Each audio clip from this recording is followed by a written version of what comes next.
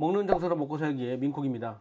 자, 얼마 전에 제가 그 돈가스집, 일본식 돈가스집을 짜장 우동집으로 바꿔주기로 이렇게 컨설팅을 진행했었죠. 그 컨설팅 진행 상황을 좀 말씀드리려고요. 지금 뭐 이 방송이 나갈 때쯤이면 이제 영업을 시작할 때쯤이지만 그 중간에 매장을 리뉴얼하는 과정에 있어서 이 매장을 어떻게 리뉴얼할 것인가 고민했던 과정들을 조금 말씀드리겠습니다.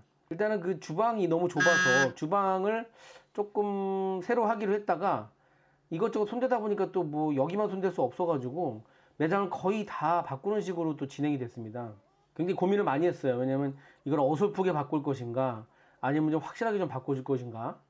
확실하게 바꾸자니 돈이 많이 들고 어설프게 바꾸자니 모양이 좀 그렇고.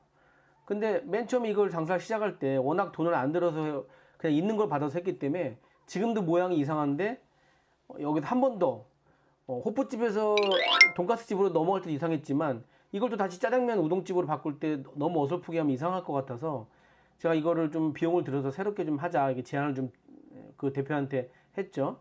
대표도 고민을 좀 하다가 그냥 좀 빚을 내서라도 해야겠다. 제가 빚을 내서라도 하라고는 제가 권유를 했습니다. 왜냐면 어차피 이거 해서 안 되나 저렇게 해서 안 되나 제대로 하는 게 중요하지. 제대로 한다면은 그거 갚는 건 뭐 1년이면 갚는 거니까.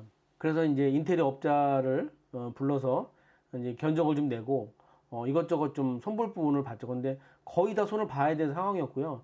주방만 뜯어내지 않고 제가 주방 동선을 최대한 바닥을 뜯어내지 않고 하는 방법을 좀 찾았습니다. 그래서 이번에 또 협조해 주신 인테리어 사장님도 뭐 적극적으로 좀 도와주시고 하셔가지고 매장에 손을 좀 대기로 했는데 생각보다 비용은 많이 들어갔습니다. 어쨌든 간에 하다 보니까 이것도 추가되고 저것도 추가되고 해가지고 많이 들어갔는데 좀 약간 오버된 느낌이 있어요. 그래서 그 부분이 좀 마음에 걸리긴 하지만 뭐 또 완성도를 높이는 데에는 또 어쩔 수 없다고도 생각이 들기도 하고 주방에 뭐 후드라든가 상하수도 위치도 바꿨고요. 냉장고 기물 같은 것도 다 모두 바꿨습니다. 왜냐면 주방의 폭이 1750밖에 나오진 않아서 작업 공간이 그러니까 통로에 있는 작업 공간이 너무 좁았거든요. 그래서 통로에 있는 작업 공간을 좀 확보하기 위해서 이제 주방 집기들의 사이즈를 좀 주문을 해서 맞췄고요. 최대한 좀 컴팩트하게 좀 맞추려고 노력을 했습니다. 홀도 좀 그전에 있던 흔적들을 좀 지우고 싶기도 하고 그 다음에 셀프 전문점으로서의 짜장면집으로 그냥 즉석 짜장 우동집이죠. 저렴한 즉석 짜장 우동집으로 컨셉을 잡기에 동선을 잡아야 됐기 때문에 여러 가지 뭐 여기저기 잘라내고 막 이런 과정들이 있어요. 사실 그 과정이 새로 하는 것보다 더 복잡하고 힘들어요. 왜냐면은 비용은 비용대로 들어가는데 다 하고 나면은 모양새가 안 나고 다 갈아엎자니 한 500만 원 더 추가될 것 같고 그런 상황인 거죠. 되게 애매해요 이게. 여러 번 해봤지만 항상 이런 부분들 때문에 제가 좀 고민을 좀 많이 했었는데 어쨌든 말씀드린 대로 어설프게 하기보다는 그냥 좀 제대로 하는 게 낫지 않을까 해서 여러 가지로 좀 많이 바꿔봤습니다. 매장을 바꿀 때 제일 그 고려해야 될 부분들은요. 그 전에 흔적을 지우는 겁니다. 그 전에 흔적을. 그 전에 흔적이 남아있으면 장사가 안 돼서 바꿨다고 생각하는 경향들이 되게 높거든요. 그리고 두 번째는 그 매장을 최대한 손대지 않고 효율적인 라인과 모양새를 만들어야 되는데요. 그게 사실은 가장 어렵죠. 보통 그 주방을 다시 쓰게 되면 상하수도 위치가 바뀌어가지고 상하수도 위치가 바뀌게 되면은 집기가 바뀌게 되거든요. 라인도 새로 잡아줘야 되는데 하수 위치를 만드는 게 굉장히 어렵고 그다음에 후드 위치가 또 바뀝니다. 이번에는 후드가 좀 문제가 있었고 그 문제점을 좀 제거하면서 후드 위치를 좀 바꾸고 후드를 더 추가하는 방식으로 해서 라인을 새로 잡았는데요.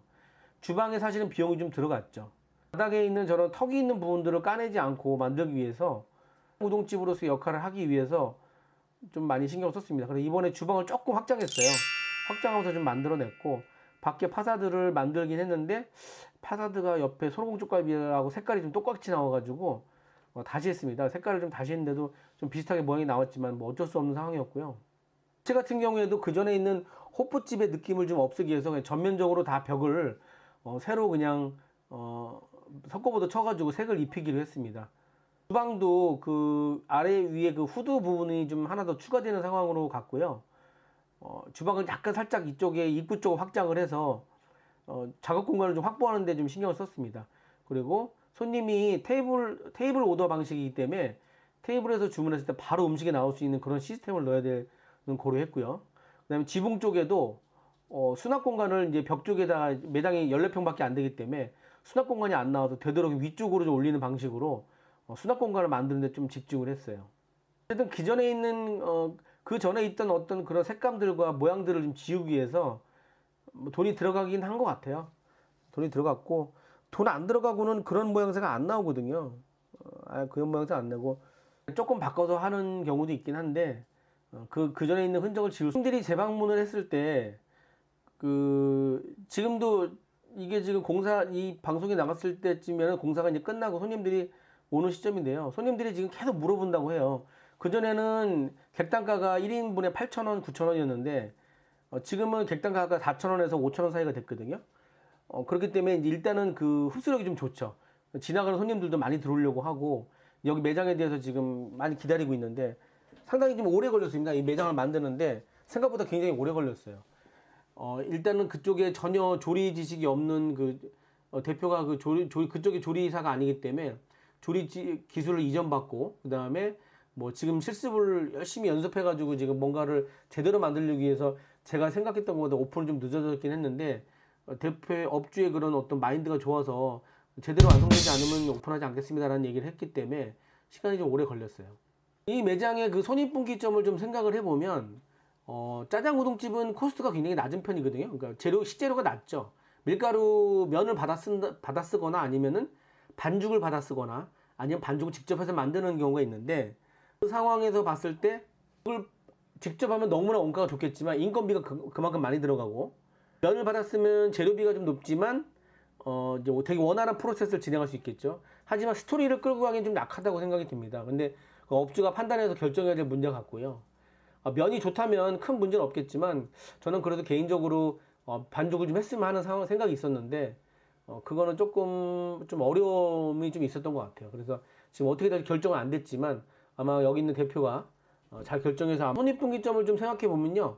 1200에서 1500 정도 그 정도를 팔아도 그 정도보다는 훨씬 좋은 수익이 날 것 같아요. 인건비 포함해서 그래도 한 4, 500 정도는 남지 않을까 하는 생각이 듭니다. 팔아서 4, 500 정도 나오면 상당히 잘하는 거거든요.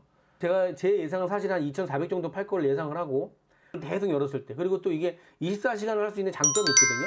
술을 먹고 와서 먹기에 굉장히 손님들이 들어오기 좋은 아이템이기 때문에 매출에 대비해서 수익률도 높고 수익률도 높고 24시간이 좋을 거라고 생각이 듭니다.